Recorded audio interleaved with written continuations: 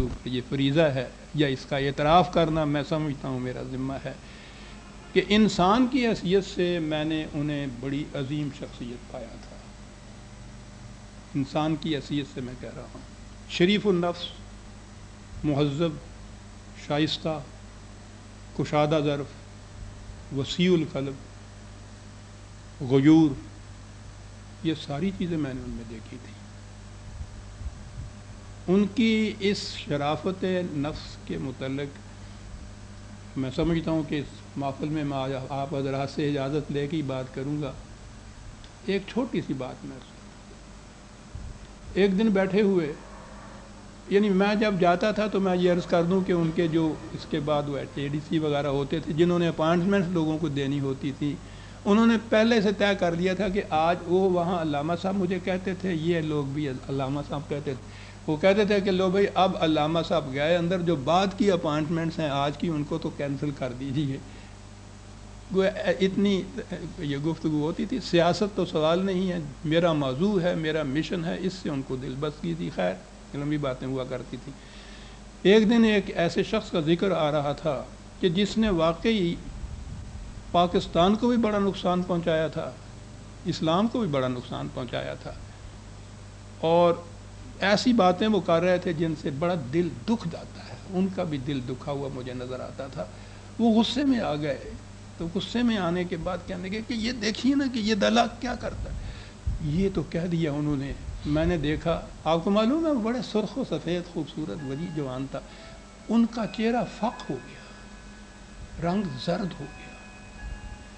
کہنے لگے علامہ صاحب مجھے معاف کر دیجیے گا.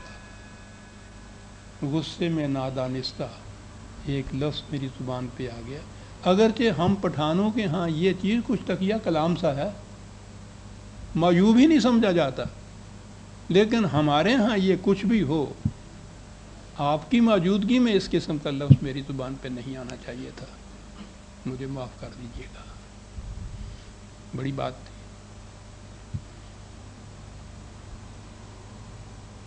جس واقعہ کا میں ذکر کر رہا ہوں اس شام کو خواجہ شہاب الدین مرحوم بھی وہاں بیٹھے ہوئے تھے.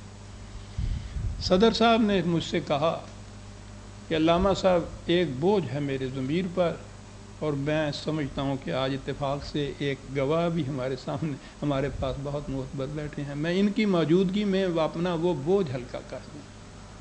میں نے کہا جی ارشاد فرمائیے. کہنے لگے میں نے آپ سے ایک وعدہ کیا تھا. وہ وعدہ یہ تھا ڈاکٹر صاحب کہ یہی جو کالج کی اسکیم میری ہے، جب میں نے اس کی ابتدا کی ہے تو اس کی زمین خریدنے کے لیے فنڈز نہیں تھے. ہوتے بھی تو گورنمنٹ بہت زمینیں وسیع پڑی ہوئی تھی ان کے پاس، یہ ان مقاصد کے لیے زمینیں گورنمنٹ دیتی تھی. تو میں نے ان سے کہا تھا، میں نے کبھی کسی سے کوئی درخواست نہیں کی پورے پاکستان کے دور میں، حالانکہ یہ جتنے ارباب اختیار تھے ان سب سے میرے مراسم تھے. یہ سارے وہ تھے جو اس سے پہلے مسلم لیگ کی ورکنگ کمیٹی میں قائد اعظم کے ساتھ، تو میں نے عرض کیا ہے نا کہ اس زمانے میں وہاں میرا بہت زیادہ عمل دخل تھا، تو میرے ساتھ ان کے تعلقات، میں نے کسی سے کبھی کوئی ریکویسٹ نہیں کی تھی. حتیٰ کہ قائد اعظم نے بھی جب یہ پاکستان وجود میں آ گیا ہے تو آخری بات وہاں یہ پوچھی کہی تھی کہ پرویز صاحب وہ جو آپ کی دیرینہ خواہش تھی وہ پوری ہوئی، اللہ کا شکر ہے مملکت مل گئی. اب وہاں جو مقام آپ لینا چاہتے ہیں صرف لیاقت علی سے کہہ دیجئے اور کچھ نہیں. میں نے کہا جی آپ کا شکریہ، میرا مقام متعین ہے، میں جس کرسی پہ یہاں بیٹھا ہوا ہوں یہی کرسی وہاں ہوگی اور اسی پہ جا کے بیٹھوں گا. یہ جو کچھ میں نے کیا تھا کسی مقام کے حاصل کرنے کے لیے نہیں کیا تھا. بہرحال ان سب کے ساتھ میرے یہ تعلقات تھے. لیکن اس کالج کی زمین کے لیے میں نے سمجھا تھا کہ یہ میری ذات کے لیے کوئی چیز نہیں ہے، یہ ہو جائے اگر تو بہت بڑا کام ہو جائے گا قوم کے لیے، پاکستان کے لیے، اور میرے نقطہ نگاہ تھے خود اسلام کے لیے بھی. اس لیے میں نے یہ ریکویسٹ کر دی تھی ان سے، اور انہوں نے مجھ سے وعدہ کر لیا تھا. لیکن اس کے بعد پھر یہ ایفا نہیں ہوا. میں نے کبھی یاد دہانی بھی نہیں کرائی اس کے بعد.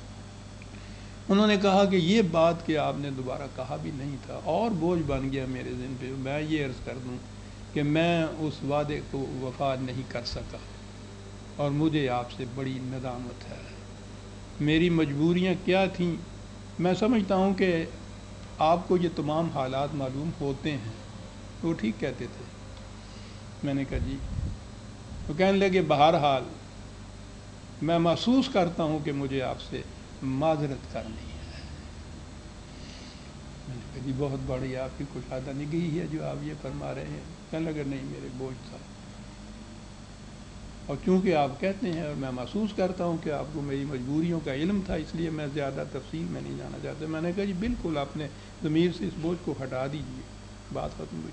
خواجہ شہاب الدین بیٹھے تھے.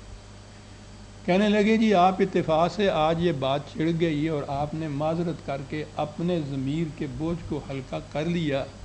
میرے ضمیر پہ بھی ایک بوجھ ہے اور انہی کے متعلق ہے وہ بوجھ بھی.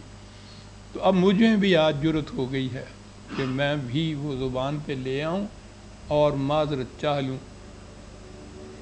آپ نے جرت دلائی صدر سے. انہوں نے کہا، میں نے کہا معلوم نہیں کہ آج کون سا دن ہے. یہ وہ صدر اعظم ہے، یہ وزیر ہیں، یہ انفارمیشن کے وزیر تھے. بہرحال میں نے کہا دیکھیے ہو گیا.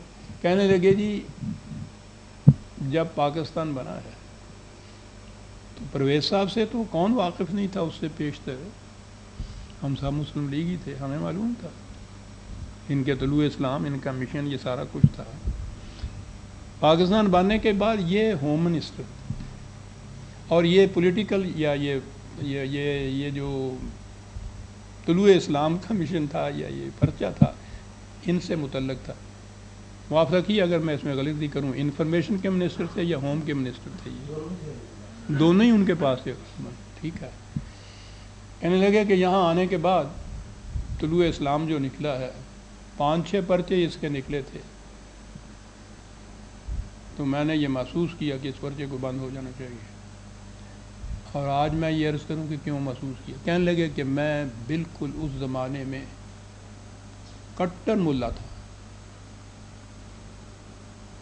آپ کو شاید یہ معلوم نہیں کہ یہ وہاں میلاد پڑھا کرتے تھے بنگال میں. تو کہنے لگے یعنی انہوں نے یہ کہا کہ میں کٹر ملا تھا اور مجھ پہ اتنا اثر تھا اور پھر اتنا اثر ڈالا گیا ان کی طبقے کی طرف سے کہ آپ اس اثر کی وجہ سے نہ سمجھیے، میں خود محسوس کرتا تھا کہ یہ اسلام کے خلاف جو کر رہا ہے. میں نے یہ تحریک کی کہ اس پرچے کو ضبط کرنا چاہیے اور اگر حکومت مناسب سمجھے تو خود ان کے خلاف بھی کچھ ایکشن لینا چاہیے. کیونکہ تحریک ایک وزیر کی طرف سے تھی اس لیے یہ گئی پرائم منسٹر کے پاس بھی، لیاقت علی کے پاس، اور یہ کیبنٹ میں بھی ایشو ڈسکس ہوا. کیونکہ ان کی ذات اور یہ طلوع اسلام کوئی ایسی معمولی چیز نہیں تھی کہ کوئی ایک وزیر یا وزیر اعظم بھی فیصلہ کرتا. انہوں نے کہا یہ کیبنٹ میں پیش ہو. کہنے لگا کیبنٹ میں پیش ہوا. قریب ہر ایک نے مخالفت کی میری تجویز کی. خود لیاقت علی خان نے مرحوم نے یہ کہا کہ آپ تمام احباب حضرات جانتے ہیں اس شخص کو، یہ بہت قانون کے، یہ بڑے امن پسند ہیں اور قانون کے بے حد پابند ہیں، اور یہ وجہ تھی کہ انگریز اور ہندو ان کے خلاف کوئی ایکشن نہیں لے سکا تھا کہ یہ قانون سے ذرا ادھر ادھر نہیں ہٹتے تھے. سروس میں رہتے ہوئے ان کے اوپر دوہری پابندیاں عائد ہوں گی، سروس کے قوانین کی بھی پابندیاں جو ہیں. بہت اچھا. مرحوم نے فرمایا کہ انہوں نے یہ قصہ، یہ کیس جو تھا بھیجا وزیر اعظم کے پاس. انہوں نے کیبنٹ میں میٹنگ میں یہ پیش کر دیا اور کہا یہ کہ میں یہ چیز ریکارڈ پہ رکھنا چاہتا ہوں کہ ان صاحب سے، یعنی میرے متعلق، کہ ہم سب واقف ہیں اور میں یہ چیز بتانا چاہتا ہوں کہ یہ بڑے ہی قانون پرست واقع ہوئے ہیں، کبھی قانون کی خلاف ورزی یہ نہیں کریں گے، اور ہم یہ جانتے ہیں کہ زبان بھی ان کے پاس ہے اور قلم بھی ان کے پاس ہے. وہ زبان اور قلم کے جس نے وہاں تہلکہ مچا رکھا تھا اور وہ مسلم لیگ کے اور اسلام کے اور پاکستان کے حق میں استعمال ہو رہی تھی. اگر ہم نے ان کو اس پابندی سے آزاد کر دیا تو اس آزادی کے بعد میں نہیں کہہ سکتا کہ پھر یہ زبان اور قلم کس مقصد میں استعمال ہوگی. اس لیے میں آپ